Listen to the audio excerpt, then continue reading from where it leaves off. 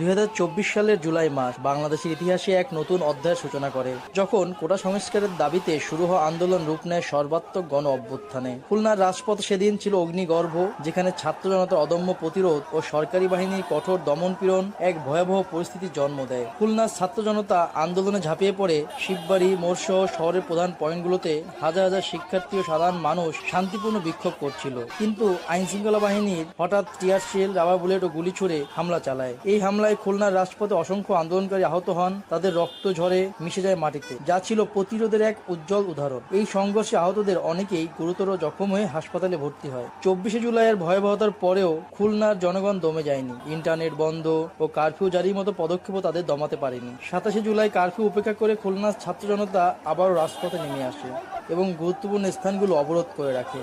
রূপসা সেতুতে আইনশৃঙ্খলা বাহিনীর সাথে তীব্র সংঘর্ষ হয়, যা খুলনার জনগণের অদম্য সংকল্পের প্রমাণ দেয়। এ সময় জুলাই আগস্টে গণ অভ্যুত্থানের আন্দোলনে নিজের জীবনকে উৎসর্গ করে সামনের সারিতে থাকা জুলাই কন্যা শামসুন্নাহার নিশি বলেন, যে যত লাফাচ্ছে এর ফল বেশি ভালো হবে না, কারণ আমাদের 2 মিনিট লাগবে। নির্বাচনের সময় কি করি সেটা দেখিস না, বাড়ি বাড়ি যে অস্ত্র ঠাকায় দিব, সব ঠান্ডা হয়ে যাবে। আমাদের খুলনা ভার্সিটির আল শাহরিয়ারকে বেদম বেদম মারধর করে।